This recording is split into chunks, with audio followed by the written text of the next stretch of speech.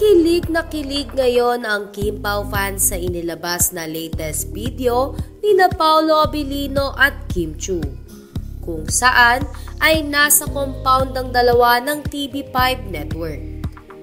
Matatandaan na nagbahagi ang TV5 ng mga larawan ng Kim Pao para sa promo shoot ng linlang sa Kapatid Network.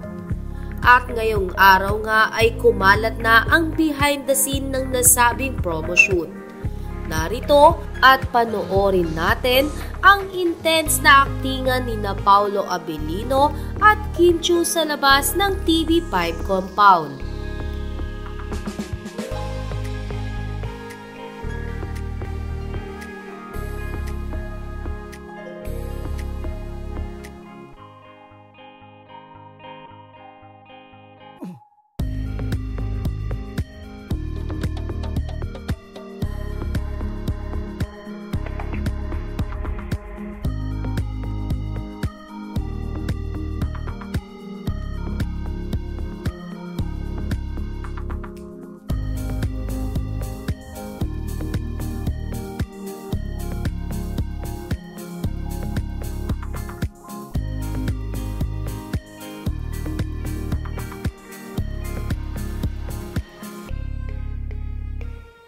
Samantala, bukas na ipapalabas ang official trailer ng What's Wrong with Secretary Kim.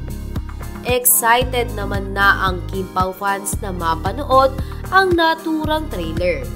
Anila ay paniguradong maghahatid ng kilig sa kanila sina Kim at Paolo, at the same time ay magkakaroon sila ng idea kung tungkol saan ang naturang serye.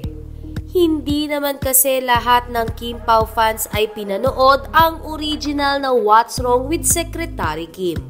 Ang ilang Kim Pao fans ay mas pinili na hindi ito panoorin para mas kaabang-abang at maging kapanapanabik ang panonood nila kina Kim Chiu at Paolo Abilino sa What's Wrong with Secretary Kim.